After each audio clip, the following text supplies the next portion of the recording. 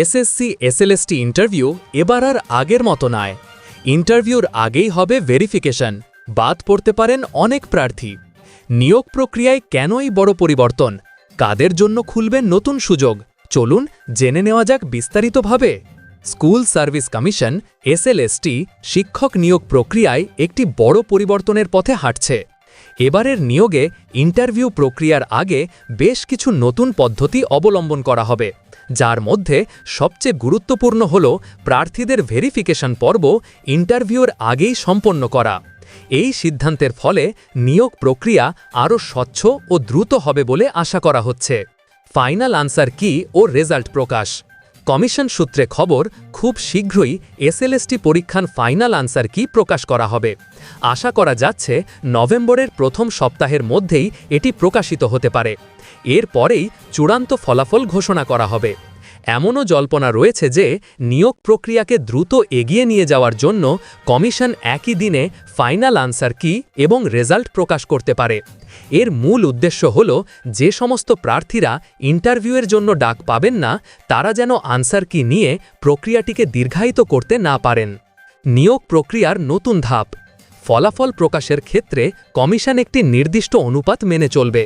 প্রাথমিকভাবে 1:1.6 অনুপাতে প্রার্থীদের ডাকা হবে, অর্থাৎ 100টি শূন্য পদের জন্য 160 জন প্রার্থীকে পরবর্তী ধাপের জন্য নির্বাচন করা হবে। তবে কাট অফ মার্কসে যদি একাধিক প্রার্থী থাকেন, তবে সেই নম্বরে থাকা সকল প্রার্থীকেই ডাকা হবে। ফলে মোট প্রার্থীর সংখ্যা অনুপাতের থেকে বেশিও হতে পারে।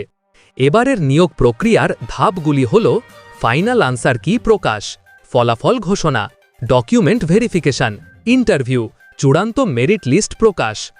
ইন্টারভিউয়ের আগে ভেরিফিকেশন। এবারের সবচেয়ে বড় পরিবর্তন হল ফলাফল প্রকাশের পর প্রার্থীদের সরাসরি ইন্টারভিউতে না ডেকে প্রথমে ডকুমেন্ট ভেরিফিকেশনের জন্য ডাকা হবে। সফল প্রার্থীরা ভেরিফিকেশনের জন্য ইন্টিমেশন লেটার ডাউনলোড করতে পারবেন। ফর্ম পূরণের সময় দেওয়া তথ্যের সত্যতা যাচাই করাই এর মূল লক্ষ্য। এই ভেরিফিকেশন প্রক্রিয়া সম্পূর্ণরূপে রিজিয়ান ভিত্তিক হবে।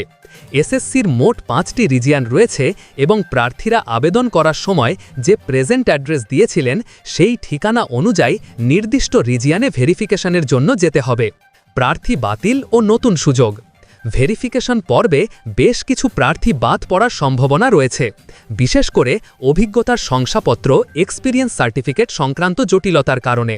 কন্ট্রাকচুয়াল বা সাবস্ট্যান্টিভ পোস্টের মতো বিষয়গুলিতে তথ্যের অস্পষ্টতা থাকলে অনেক প্রার্থী অযোগ্য বলে বিবেচিত হতে পারেন। ভেরিফিকেশনে যে সমস্ত প্রার্থীরা বাদ যাবেন, তাদের শূন্যস্থানে নতুন প্রার্থীদের আবার ভেরিফিকেশনের জন্য ডাকা হবে এবং তাদের জন্য নতুন করে কল লেটার ইস্যু করা হবে। ইন্টারভিউ ও চূড়ান্ত তালিকা।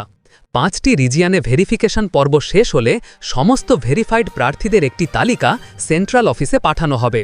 সেখান থেকে একটি সেন্ট্রালাইজড ইন্টারভিউ লিস্ট তৈরি করে ইন্টারভিউর জন্য কল লেটার পাঠানো হবে। ইন্টারভিউ প্রক্রিয়াও রিজিয়ান ভিত্তিক হবে।